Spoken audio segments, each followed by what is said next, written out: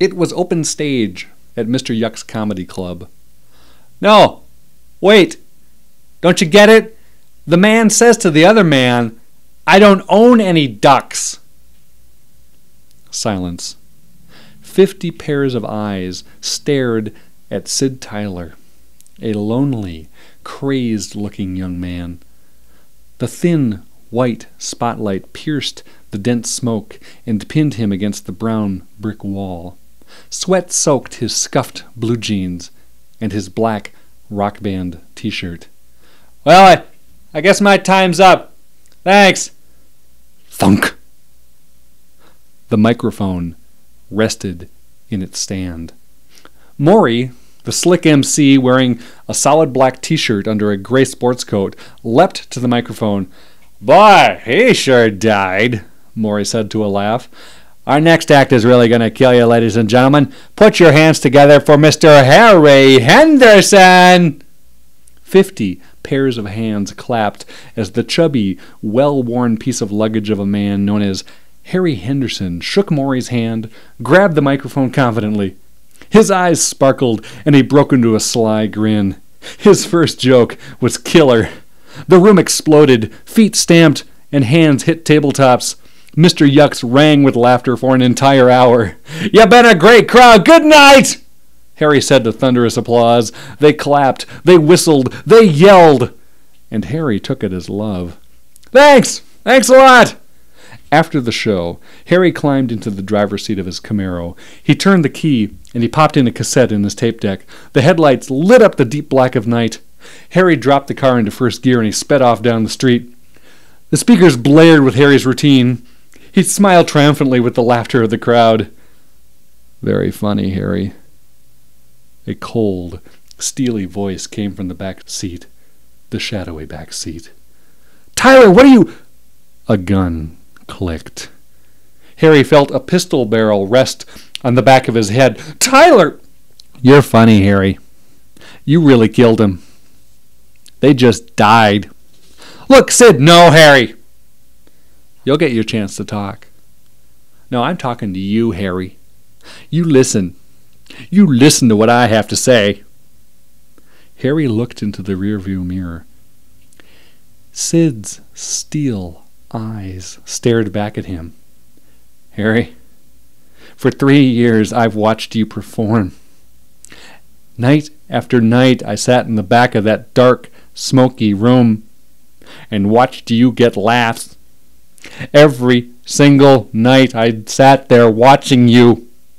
The same jokes night after night." "Sid, listen." "Shut up!" There was a long silence. Once again, Sid spoke with an insane calm. "I wanted to be funny like you, Harry. More than anything in the world, I wanted to be like you. I even wrote some jokes. I thought they were funny." Harry stared out at the road in front of him. The lane markers were small, thin, white torpedoes hurling towards the car. "I finally got the guts to go up on stage so I could be like you, so I could kill like you. I died, Harry." "Have you ever died, Harry?" "What? Have you ever died?" "Do you know what it's like to stand on stage, trying to tell jokes, and no one laughs?" There was a pause. Harry didn't dare speak. "Harry, you stand there, and everybody is staring at you. Then someone from the back yells, 'Hey, get off the stage! Who do you think you are?' Harry, as that thought burns your brain, you wonder why you even tried. It's the most lonely, naked feeling there is." Sid's finger tightened on the trigger. Harry looked nervously into the mirror. Sid, what do you want?" "Here's the deal, Harry.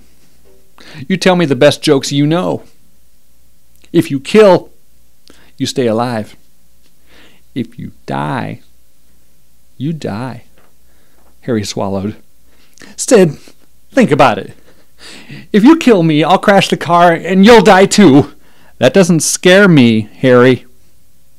I've already died. After a long silence, Harry spoke. Have you heard in the news about the new corduroy pillows? They're making headlines. Sid was silent. Harry plowed on into one of his routines.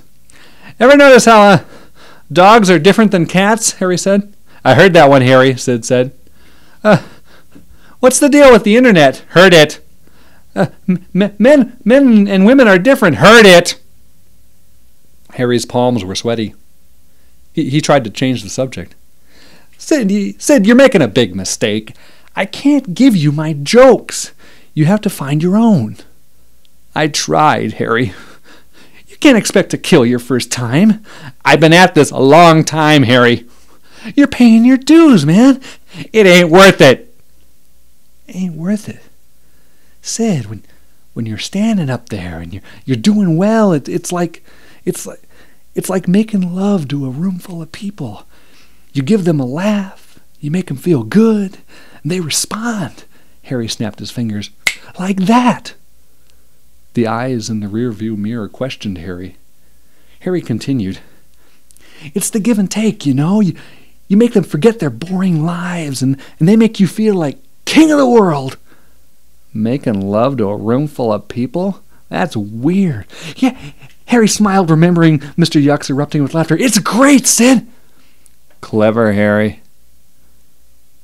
But I want to hear jokes, not philosophy. You still gotta kill to stay alive. Got any more jokes, Harry?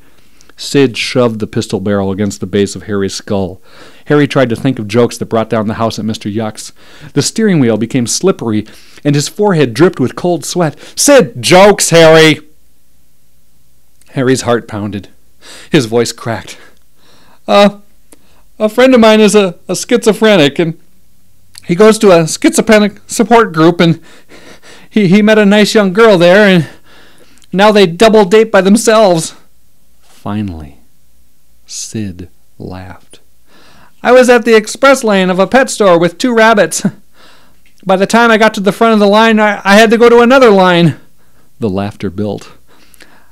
I have a tub of margarine that says its name when I open its lid.